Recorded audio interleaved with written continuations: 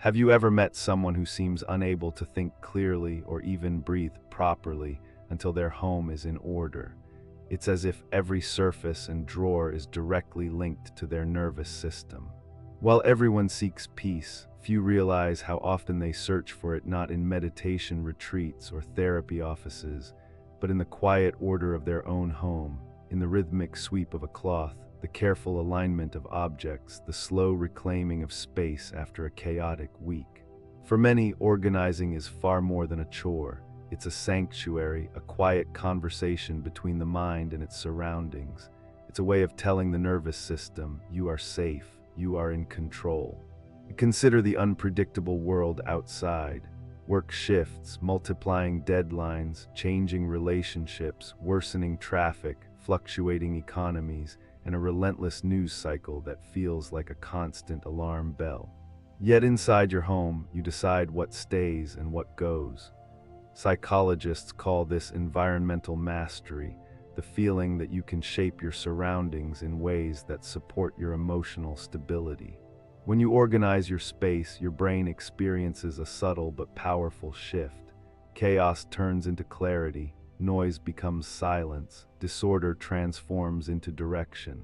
People who deeply enjoy organizing often possess high internal sensitivity.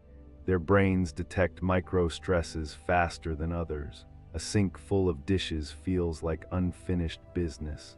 A messy countertop registers as mental clutter.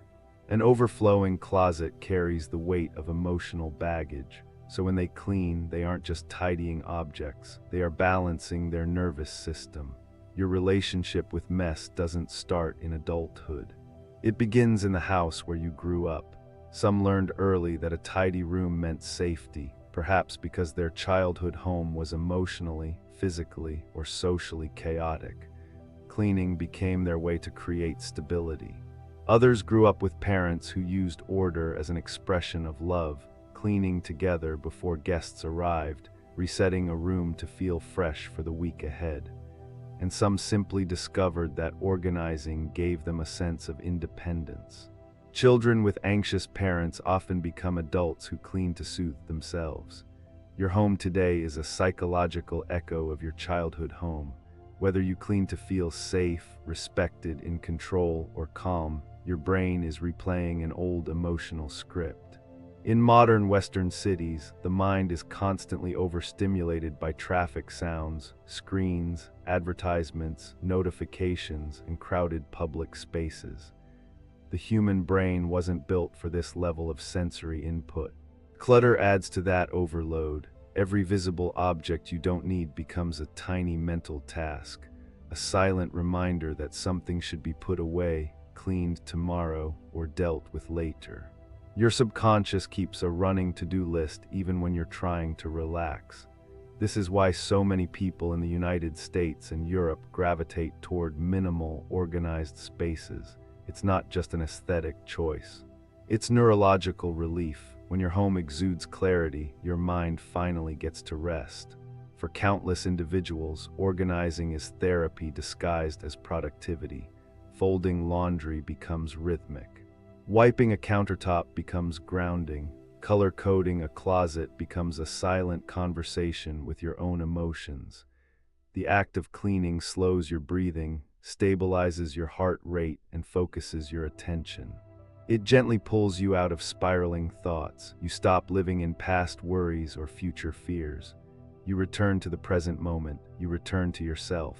Humans evolved in open landscapes, forests, plains, wide spaces with natural order, not cluttered rooms filled with hundreds of objects competing for attention.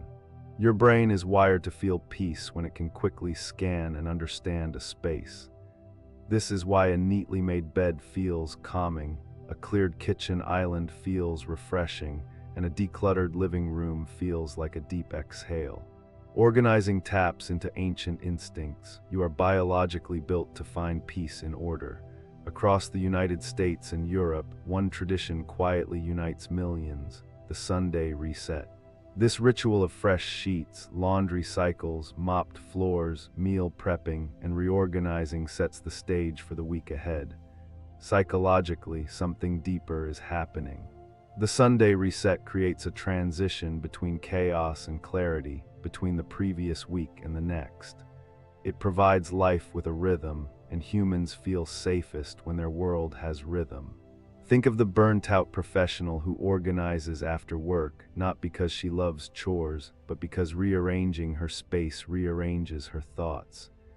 Consider the overwhelmed parent who cleans while his kids nap, not for tidiness, but because structure feels like oxygen. Picture the introvert who declutters her living room, not for guests, but because stillness is her form of strength. Reflect on the perfectionist who organizes to avoid feeling powerless. Every clean shelf holds a silent story. Every organized drawer hides an emotional truth. Now, let's explore how an organized home shapes identity, culture, relationships, and self-worth. Your home is your psychological mirror. Look around. Every object you keep says something about who you believe you are. The minimalist believes in clarity. The color-coded bookshelf reflects control. The clean kitchen symbolizes renewal. The tidy bedroom represents emotional simplicity. Organizing your home becomes a form of identity maintenance, a way of reinforcing who you want to be. Minimalism isn't merely a trend. It's a reaction to burnout, social pressure, career instability, cluttered urban apartments, and the emotional exhaustion of digital life. Scandinavian design, with its clean lines, soft lighting, and neutral palettes, became popular because it offers what the modern world often lacks: mental quiet. People aren't chasing a style, they're chasing inner peace.